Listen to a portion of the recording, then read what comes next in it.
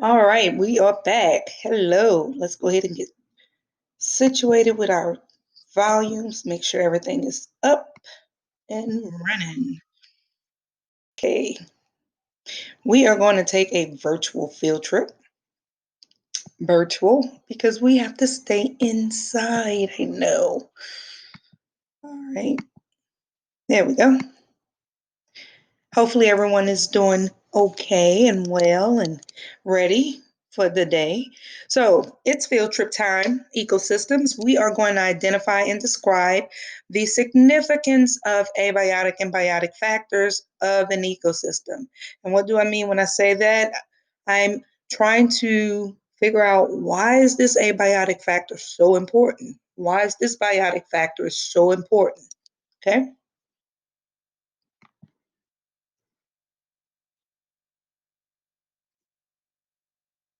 So, abiotic factors are all of the non living things in an ecosystem. Both biotic and abiotic factors are related to each other in an ecosystem, and if one factor is changed or removed, it can affect the entire ecosystem. Abiotic factors are especially important because they directly affect how organisms survive. So, let me ask you, why are abiotic factors very important for the survival of all organisms? I hope you say because of the sunlight. Remember, we talked about this. It is the main source of all energy. The producers need the sunlight in order to produce so that the consumers can consume, right? Right. So, types of ecosystems. We are going to visit different ecosystems to identify and describe the importance or significance of each abiotic and biotic factor that's contributed in that system. So we have marine ecosystems. We're going to go and visit a savanna and a freshwater ecosystem. So first, let's go and visit the marine ecosystem, which is the kelp forest. And I want you to think about something while you're looking at this because we're going under the water. Okay. Can you identify the abiotic factors which are very important to sustain life in this ecosystem? Okay. What about the biotic factors? Right. Let's pay attention.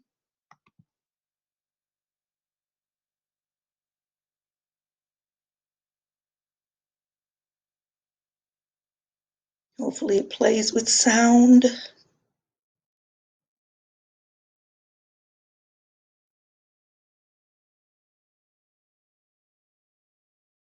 Okay. There we go.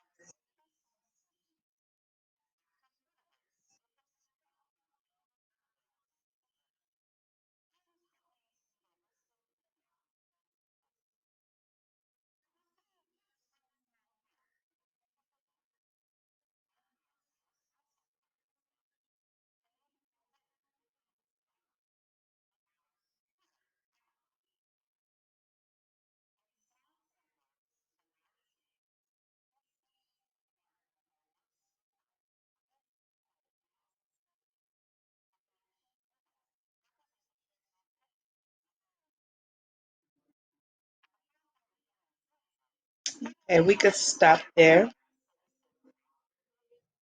All right. So let's go back to our PowerPoint. So there's your answer. The abiotic features in the marine ecosystem is the sunlight, the water, ocean, salinity, acidity, oxygen, light levels, because the sun is the major source of energy, how deep it is, the depth, and range of temperature, which is different at different depths of the ocean. Why is the sea otter a very important factor? Well, in the video, they mentioned it. What do you think? The sea otters keep the sea urchin population in check. This avoids the carrying capacity of the sea urchins to exceed, therefore allowing the kelp to thrive and support the community of plants and other organisms. So how do changes in the ecosystem affect the community? Well, let's think about it. Here you have the otter, the urchin, and kelp, and notice it's color-coded. So when you look at these lines, you're looking at this red line representing the otters, the green is the kelp, and the blue is the urchin. Okay? So just to ask you a question, if the otters, let's just say the otters population decreased at some point, like right here, look right here, it decreased. What happened to the kelp? Okay, so what happened to the urchins, the sea urchins, when the otters population decreased? Okay, so then let's ask ourselves, if the otters population has increased or if it's up above, what's going to happen to the urchins? Then what will happen with the kelp? Okay, so as you can see, if the otters population is high, the otters are going to maintain, or should I say, help the ecosystem stay balanced, because the otters are going to eat the sea urchins, which will take care of the kelp. The kelp is going to grow. Okay. And if you notice, wherever the sea urchins are, it's pretty much where the kelp would be, because the sea otters are keeping the kelp in rotation. But notice when the sea urchins, the sea urchins are more populated than the sea otter, then the kelp fall, right? Because the sea urchins are in the way of the kelp, and the kelp cannot populate. They need the sea otters there to eat the sea urchins so that they can populate. All right, so identify a producer-consumer relationship and which relationships are predator and prey. And I want you to notice something. I have the arrow pointing this way. Why is that? Okay, because the prey is being consumed by the predator, right? So I want you to notice this and go ahead and identify a producer-consumer relationship.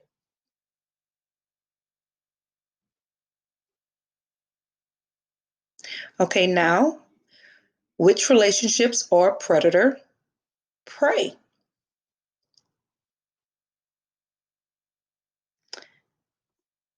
Go ahead and check your answers. So there you have it.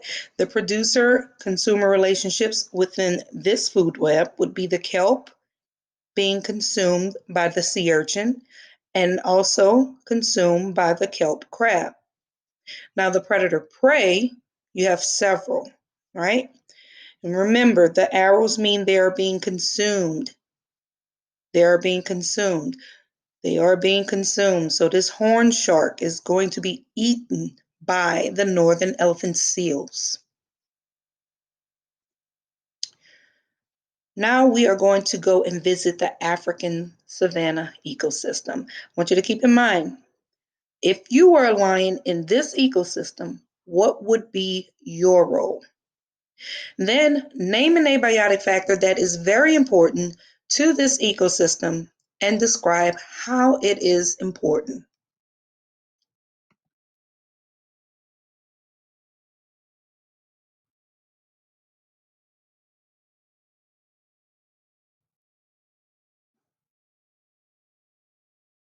We might get an ad or two. It's okay, I'll skip them. Hopefully it plays with sound.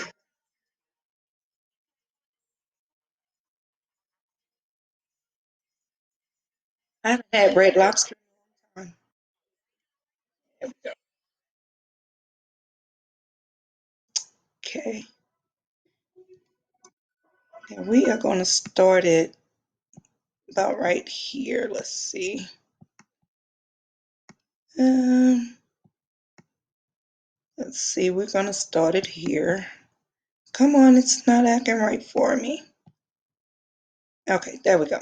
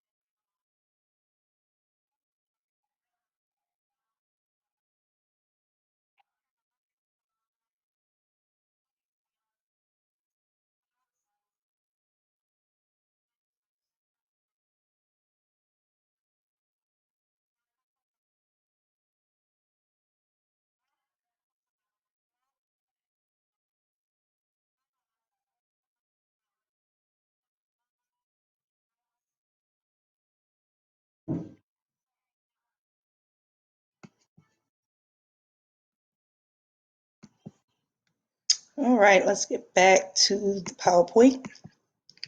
So, if you were a lion in this ecosystem, what would be your role? Okay. Also, name an abiotic factor that is very important to this ecosystem and describe how it is important. Now we're going to go on to freshwater ecosystems. Right.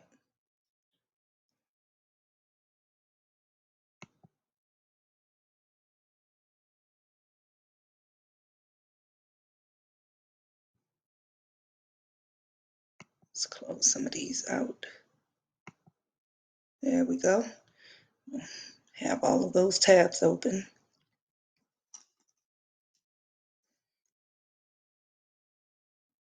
Okay, so you should be taking notes of your own. Please pay attention. Hopefully the sound is playing on your end. If not, I will download these videos in the assignment so you can go to them.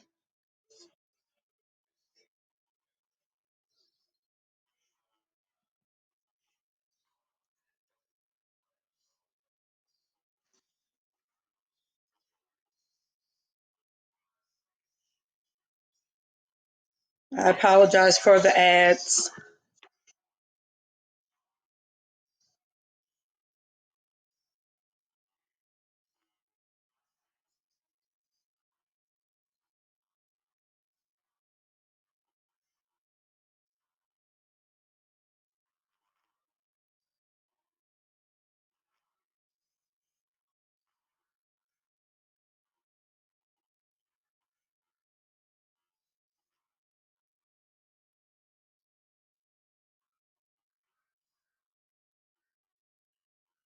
Wow. Hmm. Right.